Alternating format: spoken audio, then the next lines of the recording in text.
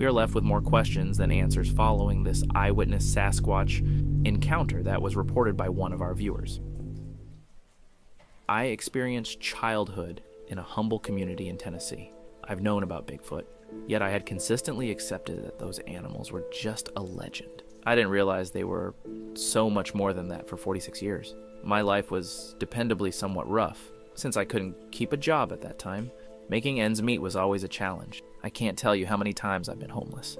It was always a wild ride. Freak things would happen to me. Similar to one time I would at long last wind up finding a new line of work. Also, my car breaks down on the first day I'm supposed to be there, so I wouldn't be able to get there on time. It was generally a pattern of getting a decent open door, making an honest effort to hold on to it, and afterwards saying farewell to it, because it seemed like fate never wanted to give me anything good. I didn't have a family to have me covered. I had been separated from numerous times, and I suppose you could say my life was a train wreck, going in a descending winding. I was persuaded that karma believed nothing should do with me in this lifetime. Furthermore, I was searching for anything to assist me with getting away from the misfortunes life would continuously toss at me. Consequently, alcohol and drugs were my only companions during my crisis at midlife. That time of my life was dim, in each way it very well may be. Physically, mentally, emotionally, and literally. I set a new record for how long I could stay employed despite using drugs. And before we continue watching, I would like to remind you that you can buy a t-shirt from my partners on Amazon. Thank you for your attention. I worked at a gas station during the night. Something happened during this night shift that turned my life around. It was August.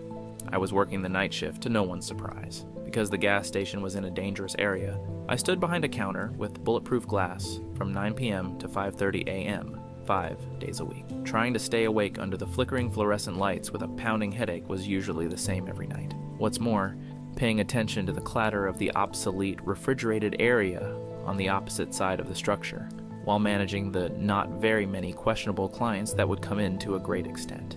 The majority of the time, familiar faces would enter. A visitor who did not belong to the neighborhood in which the gas station was located was extremely uncommon, given that the location was in a bad neighborhood. Even if they were just passing by, they were attempting to avoid staying too long. I saw an older style white polished car pull up into the parking lot that August night. An older man with a cane slowly emerged from the driver's seat in a few seconds, dressed in a perfectly white suit that matched his car. What's more, shut the entryway behind him. He proceeded to open the squeaky glass door by slowly walking from his parking spot, taking a step up onto the entrance sidewalk, and doing so. His appearance and demeanor demonstrated to the world that he was wealthy. Should be a restroom break that calls for frantic measures, I was contemplating internally. I was unable to consider whatever other justification for why somebody that old and rich would come by a spot like this, in the event that it wasn't to get gas. Furthermore, I was correct. He went to the eatery. He returned out and strolled to the counter and requested a bunch of Marlboro Reds. He started talking, which was unusual for me as a night shift worker, as I grabbed the items from the back shelf for the man. During my shift, almost no one said anything to anyone who entered the store. I was thinking that this man must be getting old. He mentioned that he had traveled all the way from Oklahoma on his way out. When I looked out the window, I saw that his car had an Oklahoma license plate. I asked him what he came this way to this little shabby town in Tennessee for. His response was that he was going camping and spending some time in the Smoky Mountains. No offense to this person, except for he was so old, and I was shocked briefly on how he planned to pull that off without anyone else. I mean, the man had a stumble when he strolled, so I could envision that leaving up the paths of the Smoky Mountains would be a quite enormous endeavor to somebody who was pushing mid to late 70s, as was he. I was somewhat worried for him, so I inquired as to whether he's at any point been there. He claimed to have been there numerous times. I was going to inquire if he had any companions, because I still couldn't fathom a man his age going on a mountain camping trip by himself. But it seemed like he read my mind before I could even speak. He let me know that he was going out there without anyone else.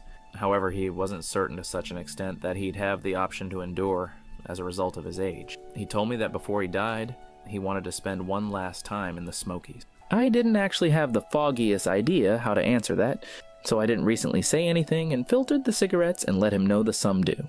He went on to say that if you could assist me with it, I would offer you a substantial sum of money in return. This offer pleasantly surprised me. I wondered if this individual was crazy.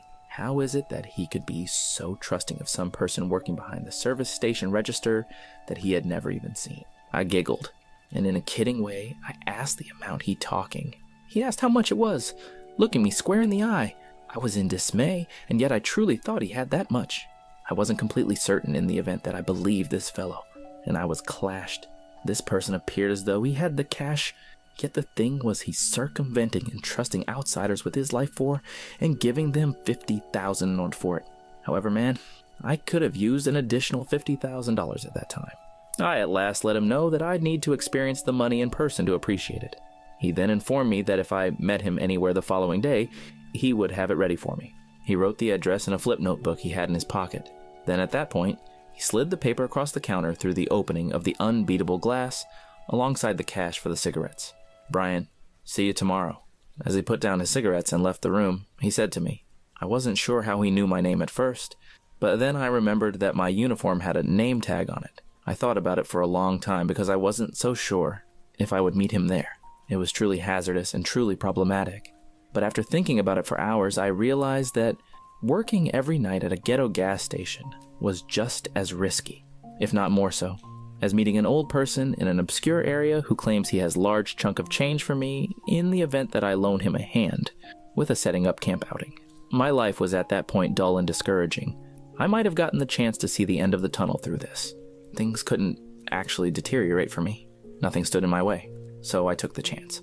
However, I also took advantage of a potential opportunity. I therefore decided to take a morning off from work when it arrived, and on second thought of resting the day away as expected, I gathered my packs and went out to that address he recorded for me on the piece of paper. Fortunately, despite being homeless, I already had a tent and everything I needed for camping. I arrived around 12 p.m. after driving about 4 hours. It was a parking spot for a path in the Smoky Mountains. No one was present. The stopping region was unfilled and it was dead calm. After waiting about an hour and a half, I started to wonder if the man was just playing games with me. Either that or I was at some unacceptable spot. Be that as it may, I was almost certain I was perfectly positioned. On the note, the man wrote that there was an old yellow post next to a cedar right next to the entrance. Sure enough, I was checking it out.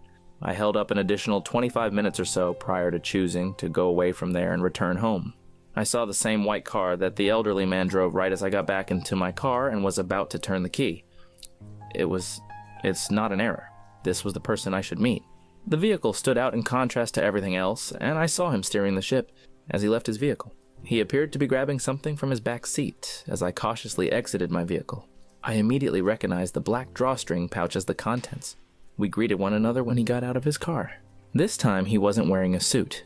Rather, he was dressed in something that seemed more appropriate for a mountain camping trip. However, it still appears expensive. He fixed the drawstring and I got a decent gander at the heaps of money inside the pack. It wound up that he wasn't playing all things considered. He really meant it. He gave the sack to me and I put it in a firmly disguised place in my setting up camp pack. The elderly man assured my friend that you would not be robbed because nobody knew about this location. We were truly out in the middle of nowhere. I couldn't argue. I didn't see a solitary vehicle go down the old, to some degree congested, country road that drove us to the spot. Even I was unsure of where we were. I gestured and requested his name since I didn't have any acquaintance with it yet. "I am Warren," he said. After gathering our belongings, we started up the steep hiking trail that lay ahead of us. I wondered if Warren would be able to pull it off, even with my assistance, because it looked pretty dangerous. However, he oversaw everything right all through the entire climb. We moved as slowly as anyone could, and I had to assist him in getting through some large rocks on the way. But we got to the special camping spot he wanted us to go to in the end. It was darn close to near the highest point of the mountain, by a lakeside for certain astounding perspective. I had never witnessed such beauty before, and I was astonished. Dug out a suitable fire pit for us after we set up our tents. It turned out that Warren brought an additional fishing pole that I could use as well, so I was kicking myself for not having one on hand. I was having the most fun I had in a long time, and I was really beginning to feel like myself once more. We went through the early evening time getting a lot of bluegill, and that made for a decent supper over the fire at nightfall. I saw Warren was saving a portion of the additional fish and putting it out of the way. The following thing he did was haul a locally acquired cherry pie out of his climbing pack and put the fish on top of it. Weird blend I was contemplating internally. He grabbed the items and carried them into the trees. I stood up and followed him even though I had no idea where he was going or what he was doing. He was putting them on a level rock, according to me. I asked him everything that he was doing, and he said to me he was leaving a contribution for our assurance. Protection from my request. He claimed protection from the people who live in the woods. After giving it some thought, I concluded that he must have been referring to wild animals like bears and other similar species. You mean every one of the critters around here? Isn't it possible that providing them with food only serves to attract them and increase our risk? In response, he stated, if the Sabi are here, we won't have to worry about such thing. I had no idea what to say or what he was trying to convey. I thought he was rambling on about something that probably didn't matter in the long run and was in some kind of senile state. So I just walked back to camp with my head scratching. Not long after that, the time had come to raise a ruckus around town, and kid did I really want it. I was exhausted from the previous night's lack of sleep. I was slithering into my tent, and afterward Warren remarked, to get some sleep, the first night is always the most challenging, but the subsequent nights will be easier. I was surprised by that assertion. I just disregarded it. All I knew is that I was depleted, and it would take a ton for me not to get any rest. I went into my sleeping bag, zipped the tent shut behind me, and fell asleep in about 2 minutes. Next thing I knew is that I awakened around midnight with a beating cerebral pain, and what sounded like people speaking a different language outside in the woods. I had nothing for self-protection with the exception of some bear mace. I immediately left my tent after grabbing that and my flashlight. I glanced around and I saw no one, not even Warren. After that, I used my flashlight to illuminate the trees from which the voices were emanating. Warren had placed the pie and the fish in the same direction. I slowly got closer until I was startled by a loud rustle of overgrowth, as well as the loud snaps of twigs on the forest floor, which I could hear. Then I observed sporadic movements of large shadows. Well, they hit my flashlight's beam, and I caught a fleeting glimpse of faces. I was being urged to return to my tent for no apparent reason. I was no match to anything that was out there. I felt like it would be best to flee the scene, as I was overcome with overwhelming fear. Like a dog with its tail between its legs, I dashed back into my tent.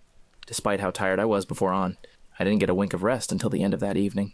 The voices ceased at that point as soon as daylight began to appear. I held on until I heard Warren escape his tent, and when he did, I trailed behind him. Everything in the camp and around it was, by all accounts, totally ordinary. There were no indications of any unrest anywhere. Warren didn't actually express anything until we were preparing some morning meal. He ended the quiet by saying, "Did you hear them?" I agreed because I assumed he was referring to the voices last night. Furthermore, recommended that perhaps we find an alternate setting up camp spot. He said, "Well, what would be the point of that?" as he laughed. I was confounded, and I was contemplating whether this elderly person was crazy. So I proceeded to ask, "All things considered, you believe they're a danger?" "Obviously not," he answered resolutely. "I forgot about those contributions there for assurance. They won't cause us any harm." I was totally lost now. What was even being discussed? I continued to poke the subject so they wouldn't hurt us because we were safe. Warren took a gander at me with a slight critical look, and there was a long interruption before he at last said, "Indeed, they are the defenders." "And who exactly are these guardians?" I pressed. Warren whispered, "The Sabe, as the majority of people refer to them." I was certain that this man's age had taken its toll and that he had completely collapsed. Also, I knew how these kind of people worked. He won't listen to you. As a result, I was anxious about the following days. To keep that 50,000, I would need to oblige his dreams for close to 7 days. And at the same time, if I had to stay at a campsite surrounded by a variety of people, I wouldn't even get to experience the bliss of having that extra $50,000. I pondered whether it was even worth it for some time. What's more, I wound up concluding that I truly needed the cash. So I'd allow myself to hold tight and trust I survived the ordeal. From that point forward, every one of the days were loaded up with Warren, happening about Yetis and tying in little facts about some organization he was a part of with these stories that I didn't believe a single word of. At the time, I had no idea what it was called, so I never asked. My money and getting out of there were the only things I cared about. I then came up with an idea. I had a plan to get out of there one day because I already had the money in my hiking bag. I used the middle of the night when Warren was asleep to pack everything and take down my tent. I was going to flee there without leaving a trace. I realized it was a horrible continue on my part. I have to admit that I wasn't the best person at the time and that I didn't have any morals. Furthermore, I'm not pleased with myself for such a cold-hearted demonstration. However, I was set in my place. And how? Here's how. With all of my belongings and the cash in my possession, I was sprinting down the trail as quickly as I could. About a mile down, I saw a massive black outline that was impeding the path ahead. I had no recollection of anything similar on the way up, and I was unsure of what it might have been. Although I didn't really resemble a boulder, it's possible that a boulder recently fell there. Despite being as still as a statue, it had the appearance of having fur. I stopped around 15 feet from it and just gazed at it. It actually didn't dare to move. I assumed if it was something alive, I would have seen it move by then, at that point. As a result, I moved in closer and examined it with my flashlight. And when I saw what I saw, I was shocked. My flashlight was shining on living things. Its conscious, fully aware eyes were examining me from head to toe, a look that I'll never be able to shake. There was something off about the face, despite the fact that it was so close to a man's. Instead of looking like a human, the proportions suggested a beast. From the top of its head to its hands and feet, the bipedal creature was tall and covered in scraggly hair. I was somewhat surprised, but not surprised when I spoke. Its voice sounded so much like human speech. It said in a rough, low tone, "Return." After that, I began to stumble in the opposite direction and sprinted up the trail all the way back to the camp, where I set up my tent for the second time. Warren probably heard me mishandling around out there since he awakened, and emerged from his tent and asked me what I was doing. I lied to him and claimed that I was moving my tent to a different location because I had accidentally set it on a large tree root, making it difficult to sleep there. He accepted my word and returned to bed. I was breaking it out in a cold sweat from dread. I could not believe what I saw out there, but the adrenaline coursing through my body convinced me that it was all real. Furthermore, very much like the primary evening, I groveled in my tent with hardly any rest, trusting that morning will move around. At the point when it did, Warren probably had the option to tell that I had been scared out of my brains. He proceeded to inquire, "Did you see one of them?" I gave a head nod, before he said, "The truth will set you free." He gave the impression of having taken some time to consider his words. It was a huge token engraved with a letter G and engineering devices framing a precious stone shape around it. That symbol was something I had seen before, but I had no idea what it meant. He informed me that this was the emblem of a well-known organization that still exists today. I couldn't say whether he'd like me to share its name. However, I'll simply say it begins with a F and closures with a N. He claimed to be in this organization's 3rd degree, which seemed to be a high rank. I had no idea what this had to do with what I had seen. I couldn't understand a single thing. I initially turned down his offer to join the organization. Before we parted ways, I assisted him back down the mountain's steep, rocky slopes at the conclusion of the camping trip. We shook hands, and I at no point ever saw that man in the future. Yet what I kept on seeing was the image that was on the token all over. There appeared to be a lodge for this group Warren belonged to everywhere I looked. I began to interpret the frequency with which I saw them as a sign that I might want to join this organization. So, on one occasion, I tried to enter one of the lodges that I drive by frequently. Went to one of them, but the doors were locked and there was no one there in the parking lot. And it appeared as though they were all always like that. There was one right opposite of Wendy's, so I got Wendy's on different occasions each and every day of the week as a reason to check whether there were a specific days that individuals would be at the hotel. I noticed that the lights were on one evening and that there were approximately 3 cars parked in the parking lot. I attempted to do exactly the same thing as last time, open the entryway. However, they were as yet locked. I tried knocking, but no one answered. I still regret ejecting it to this day, but if I had accepted Warren's offer, I probably wouldn't be so excluded from the mystery of Sasquatch.